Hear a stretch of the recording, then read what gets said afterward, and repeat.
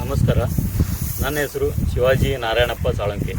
ಇದೇ ಗ್ರಾಮದ ಕೊಬ್ಬಚ್ಕೊಪ್ಪ ಗ್ರಾಮದ ಕೃಷಿಕನಾಗಿದ್ದು ಸುಮಾರು ಒಂದು 10-15 ವರ್ಷಗಳಿಂದ ಯಾವುದೇ ರೈತರಿಗೆ ಈ ನೀರು ಉಪಯೋಗ ಆಗ್ತಿರಲಿಲ್ಲ. ಇವತ್ತಿನ ದಿವಸ ಪ್ರಧಾನಮಂತ್ರಿ ಕೃಷಿ ಸಿಂಚಾಯಿ ಯೋಜನೆ ಅಡಿಯಲ್ಲಿ ಈ ರೈತರಿಗೆ ಅನುಕೂಲ ಆಗತಕ್ಕಂಥ ಒಂದು ಜಲಾನಯನ ಅಭಿವೃದ್ಧಿ ಯೋಜನೆಯಡಿ ಈ ನಮ್ಮ ನೀರುಗಾಲಿಗಳನ್ನು ಮಾಡಿದರು. ಆ ನೀರುಗಾಲಿ ಮಾಡುವುದರ ಮುಖಾಂತರ ರೈತರಿಗೆ ಸಾಕಷ್ಟು ಜಮೀನಿಗೆ ನೀರು ಉಣಿಸಲು ಅನುಕೂಲ ಆಯಿತು. ಜೊತೆಗೆ ಆ ನೀರು ಕೆರೆ ನೀರು ಸಾಕಷ್ಟು ಅದು ಓವರ್ಫ್ಲೋ ಆದಾಗ ರೈತರ ಕೃಷಿ ಭೂಮಿಯನ್ನು ಮೇಲುಗಡೆ ಇರತಕ್ಕಂಥ ತೇವಾಂಶಗಳನ್ನು ಮಣ್ಣನ್ನು ಪಡೆದುಕೊಂಡು ಪೋಲಾಗ್ತಾ ಇತ್ತು.